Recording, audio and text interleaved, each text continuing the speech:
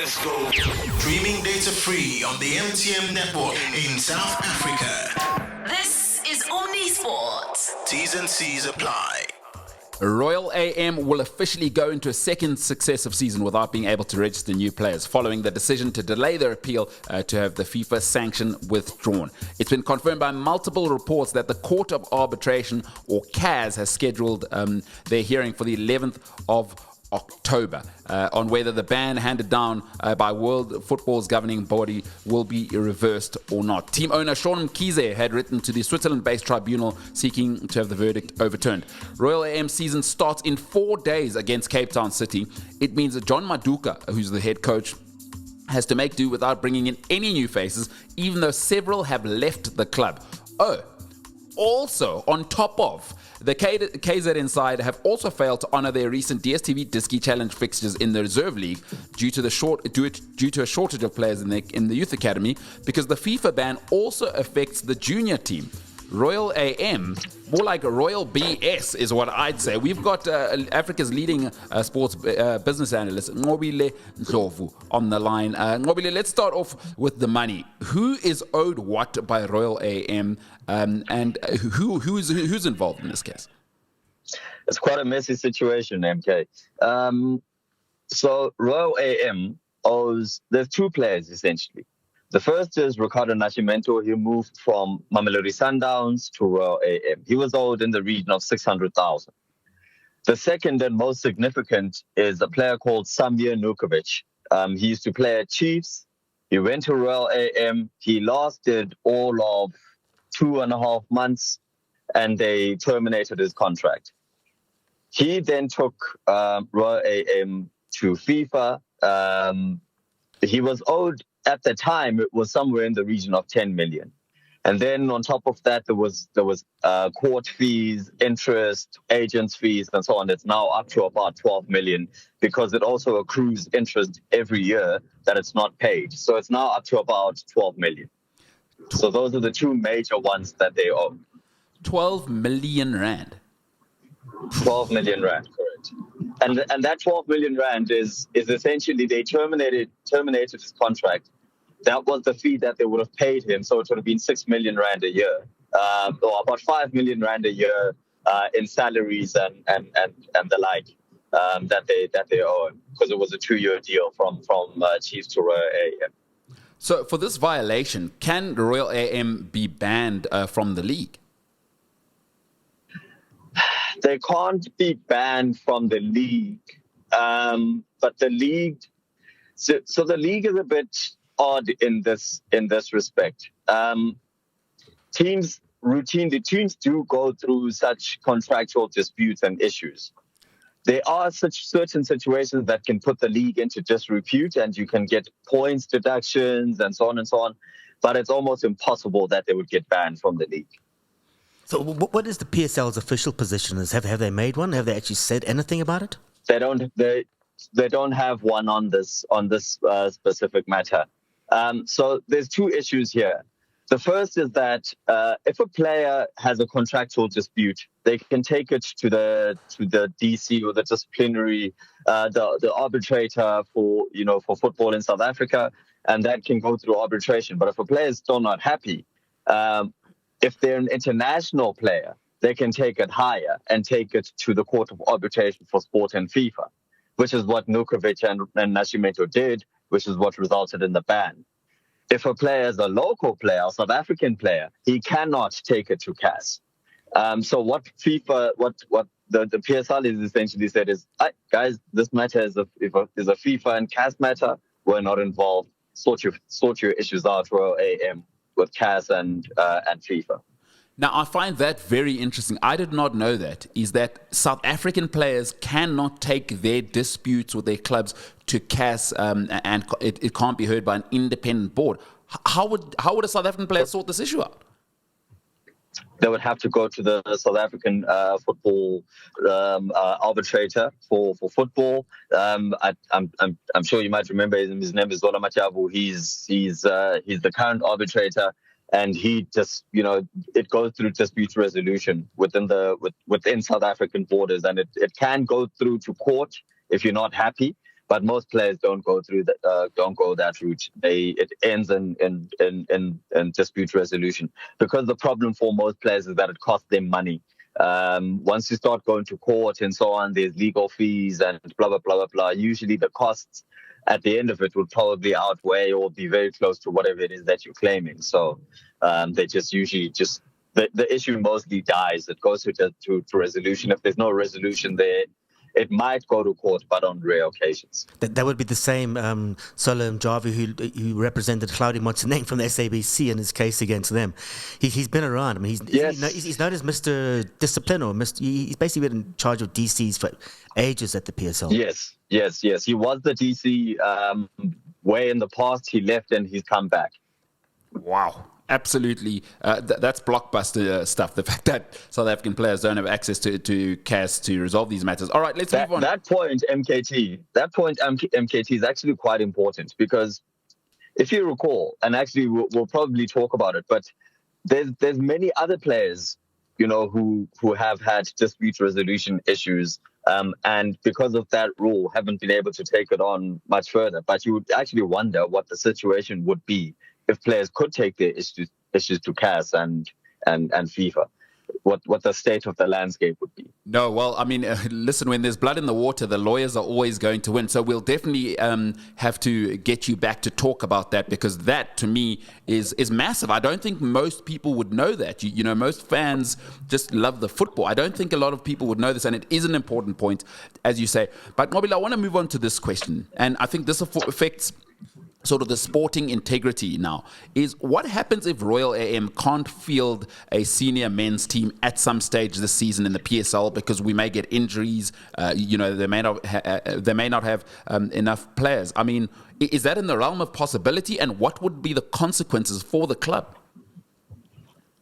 Oh, that is putting the PSL into some very, very difficult but mostly uncharted waters. Royal AM at the moment failed to honor their first DDC fixture. You spoke to it in the throw forward, but the details are that they only had access to 8 players. One player was suspended from last season, so essentially they only had 7, so they couldn't field the full DDC squad. They have lost a number of players in the last 2 years, because essentially they're going into their second season now. They're going into the second season now with a transfer ban, so they haven't been able to sign any players at all, even youth team players, and they're now running essentially on bare bones in terms of players.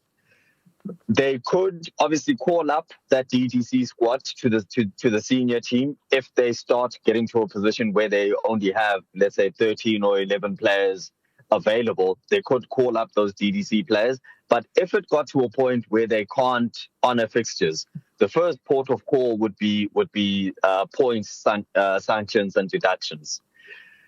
If they could then no longer, beyond that, field a team for an extended period of time, then it goes into uncharted territory, because we haven't been to a point where a team can't field players and then possibly have to get banned from the league.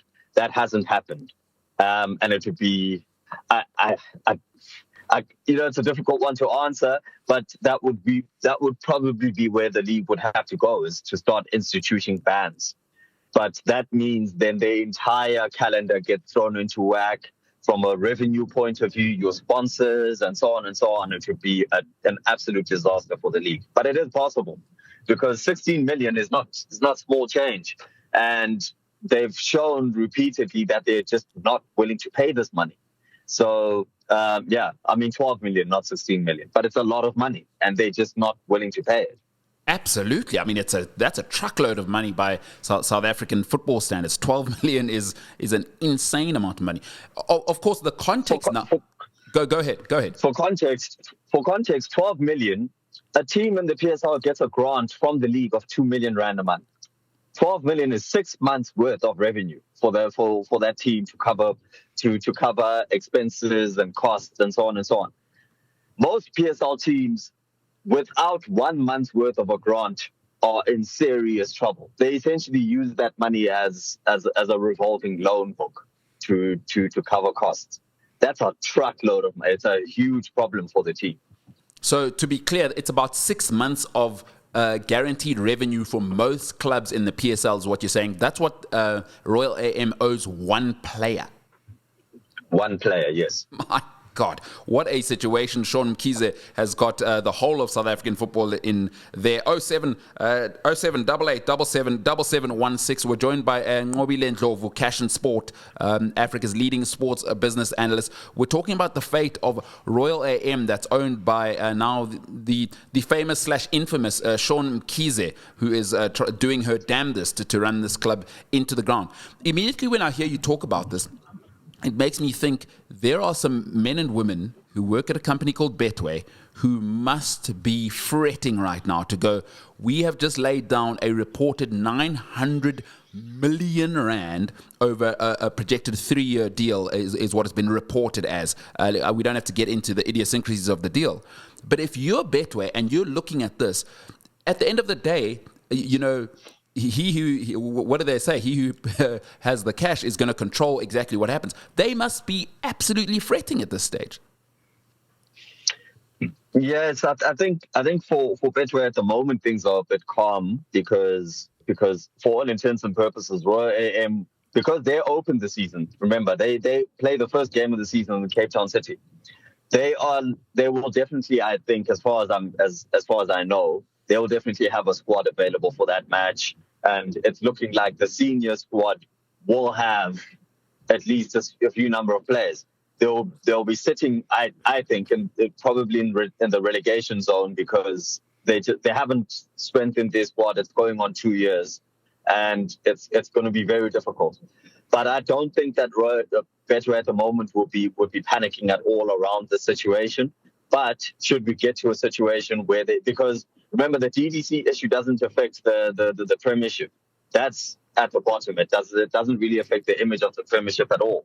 So until we get to a point where they're not able to field players for their senior team, then we would have a problem. But at the moment, I think things are a bit calm. Well, as calm as they can be given the situation. Yeah, I mean, it's not a situation just restricted to Royal AM.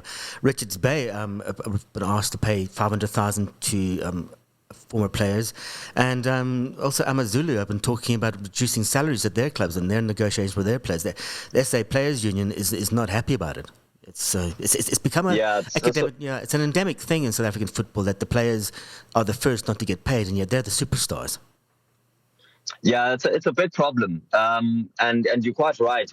It shouldn't be a situation where I refer to this type of situation as calm. That you're quite right. There have been reports at Amazulu that they have been in negotiations with players with regards to reducing salaries. Part of that reason is because Amazulu lost 2 very big sponsors. One of them being Spar, which was paying them in the region of about 30 million rand a season, and then the other one being Grindrod. So those are 2 massive sponsors that they've lost, and they haven't really been able to replace them. There's other clubs as well who are in similar situations where they've been asking players to reduce salaries and so on. So it is a problem across the board. Where teams, look at the players, because you must remember the players are probably the club's biggest expense apart from the cost of hosting matches. Yeah. The cost of hosting a match is somewhere in the region of about 300,000 to 600,000 rand per game.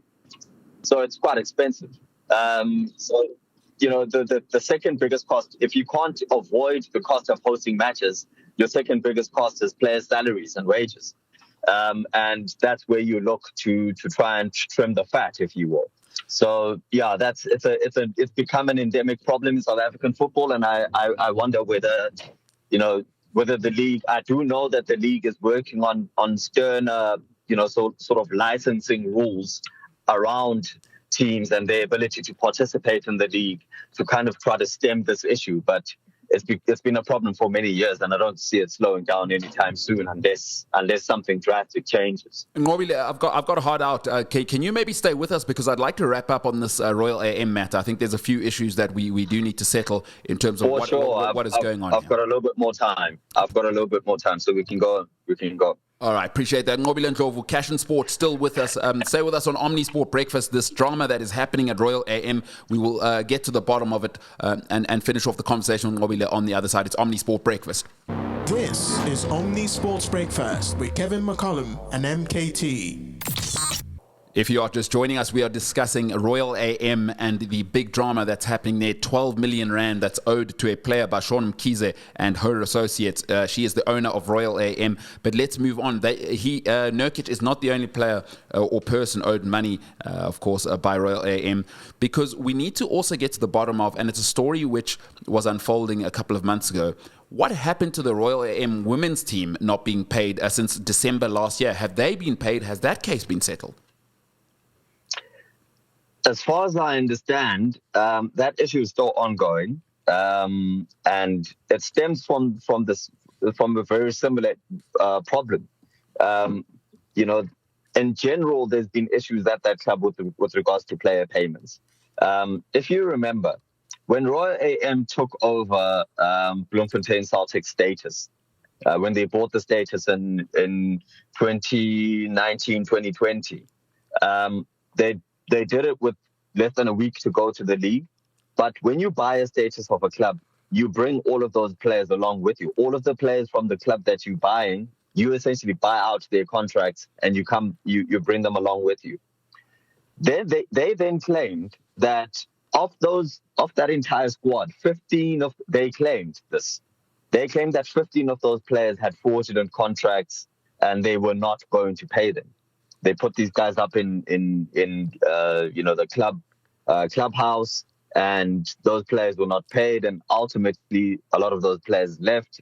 I know for sure that some of those cases went to arbitration, and they settled some of them, and some of these players have just gone on their way without settlement. So it's become a big issue with this club specifically, where on an ongoing basis, even one of their biggest transfers, if you remember, Mama Joy, has reportedly left as well, the club. You remember she was formerly a Pirates fan, was representing the club quite hard, Yeah. etc., etc. It was rumored that she was being paid by Shauwn Mkhize, etc. And there was a payment issue. She has since left the nest as well. So yeah, it's an endemic problem specifically at this club. I see Mama Joy's just got engaged to a Frenchman as well. So maybe that's why she doesn't want the money anymore from Royal. She doesn't need it anymore. And congratulations to her and the prospective new hubby there. But let's move on to a new partnership that might be happening within the football club, Royal AM, or whatever we want to call them. The way Shauwn Mkhize is running it is one of Kevin's favorite names in the world, Sinkis returns to the club as COO. Who is Sinki, and how can Royal AM be allowed to employ executives? I mean, does the CAS ban only apply to players, not the executive suite? Yeah, Sinkis was the former general manager of the club. He's been in and around football circles for a very, very, very long time. He's come back as the COO of the club. He's a charismatic but controversial character. He was with the club when they came up, and he left, and he's now come back. But he's been brought in essentially to steady the public ship, the public image of the club, steady operations, and try and get the club operating at a better level again. But to answer the question around bans and executives, it doesn't stretch to executives. So they can hire employees of the club just as long as they're not playing staff. So they can't do any transfers or transfers of players, but they can hire people to be in administrative positions. They can hire and fire people in administrative positions. So I'm going to read out some numbers and some names here. Rolls-Royce Cullinan Black Badge, 16 million rand. Ferrari 612, 3 million rand. Rolls-Royce Ghost, 4.8 million rand. Rolls-Royce Phantom, 6 million rand. Bentley Bentayga, 3 million. Dodge Ram, Aston Martin, 3.6 million. Lamborghini, Mercedes-Benz G3, 2.4 million. So those are some of the cars of Mama Joy, or not Mama Joy, sorry, Mama Shauwn Mkhize's 55 million rand car collection. She's got a multi-million rand mansion in La Lucia. But her liquidity is obviously pretty good, so she can pay, but she just doesn't want to. I mean, can she be held to account by the players properly? I mean, and also maybe have her assets attached, perhaps? Well, by the players, it's difficult. As we've said earlier, if it doesn't go to arbitration, nothing can really happen. They can take it to court if they bring together a sort of class suit by the players as a whole and take it to court. That would be very, very interesting. It hasn't happened in South African football before, where essentially your own players and club take you to court. But one of the numbers that you didn't mention there, Kevin, is the fact that the eThekwini municipality sponsors Royal AM to the tune of 22 million. Wow. And they give them, it's 27 million by the Msundizi municipality. It's somewhere in the region of 9 million rand a year that they give them on top of the grant funding that they receive.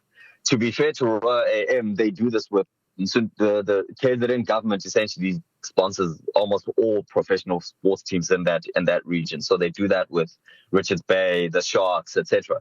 But still, how does the municipality justify doing that, knowing that this team owes players and generally has had multiple issues with regards to staff payments? It's problematic. Wow. I mean, it just gets worse and worse the more you hear about this woman, because we can laugh and watch Shauwn Mkhize on these, on these shows that she has, and she can be a social media influencer and she calls herself a businesswoman. But at some stage, this is like a dereliction of executive duties. And, under South African law is you can actually be banned as a director or a company if you're shown to be incapable of running a company. I mean, are we close to that with her? Or is that even an option, or is a privately held company outside of that? Yeah, so this is a big problem, and I think this is another issue that we need to get into at a future stage.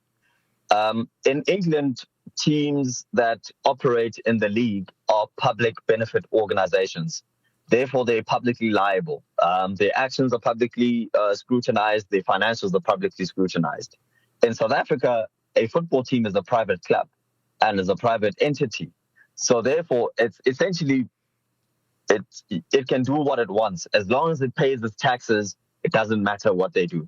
And the league, as I said earlier, are trying to put in stricter sort of licensing measures to ensure that owners behave in a way that is doesn't bring the league into disrepute.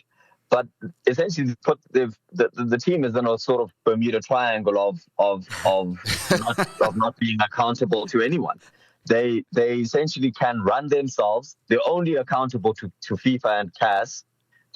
They are accountable to the league, and as far as them being able to pitch up and so on and so on. I know that they do have to submit their financials to the league, but those financials are never public, so nobody in the public can actually scrutinize them. And it's just left us in a situation where essentially they can continue to run their club in whichever way that they want without the public being able to do anything about it or having any scrutiny, really. So Mkhize will just tell you, hey, imali yamle, ningazongitshela, regardless of how we run it. It's absolutely, it's inconceivable to me. It's absolutely crazy that in 2024, in Africa's richest league, I believe 7th or 8th highest grossing league in the world, this continues to happen. Mr. Cash and Sport, thank you so much for your time this morning. Before I let you go, where can people find you on social media, Nqobile? People can find us on social media, on Twitter. I don't like calling it X. Elon Musk messed up that platform.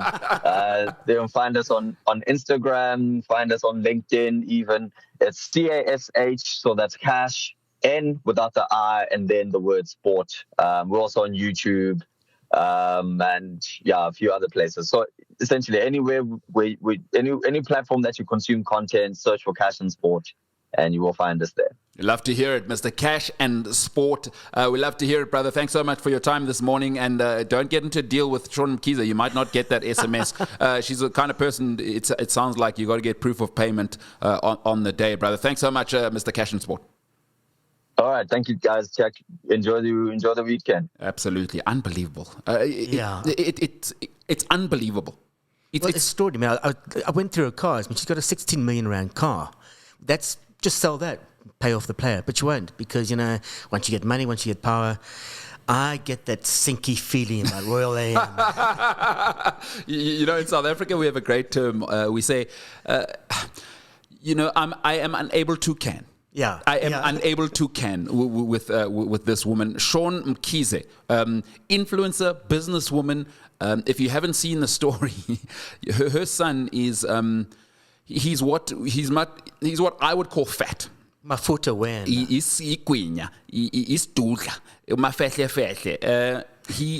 is registered to play for the team, gets the number 10 jersey, and is allowed to play extra large jersey. Yeah, well, double XL by football shirt, but he plays for the team. Yeah. In a professional league, because our producer Mdu was telling us the other day is the one occasion the coach took him off and he went and had a word with him to say, like, what are you doing? That this is, I'm your boss, basically. It's a complete mess. If you're a Royal AM fan, I'm so sorry for you. But hey, this is what it is. You get the life you deserve. You let, what do they say? Don't leave the windows open. The flies will get in, and they are in now. Unbelievable. Royal AM, would love to hear what you've got to say. At home, 0788 777716. Royal M, a scam, or is it just the way we do business here, Mzansi? Absolutely mind-blowing. That was Cash and Sport unraveling that mess. 12 million they owe Nurkic. 12 million rand. And as you heard, if you didn't hear, please go back and listen on the podcast, because Nqobile was telling us 12 million is essentially 6 months revenue for most of the clubs in the Premiership. Absolutely amazing. Anyway, PSL gets underway this weekend, so if there isn't enough drama, catch Royal AM on Saturday. They play Cape Town. In fact, they'll kick off the league. Yeah. It'll be the first game they'll play. They'll play Cape Town City if enough players pitch up. Let's answer that question of the day. I've played for Chelsea and spent time playing in Turkey. I've been crowned African Footballer of the Year 4 times and won the African Cup of Nations twice. Who am I? His name is Samuel Eto'o, a king of the Indomitable Lions. Congratulations if you got that answer. Now, a reminder of your chance to win your share of 50 grand's worth of prizes. Our show special keyword is Vendi. It is Windy. It is windy. Listen next hour to Prajakes and then to Onakosi, and they'll give you their keywords, and then send them to 0788 777716. Collect them all and enter the Omnis Sport cash competition. That is it for today's show. Join us tomorrow as we bring you the greatest from sport, from Africa and around the world. Let's go. Streaming data free on the MTN network in South Africa. This is Omnis Sport. T's and C's apply.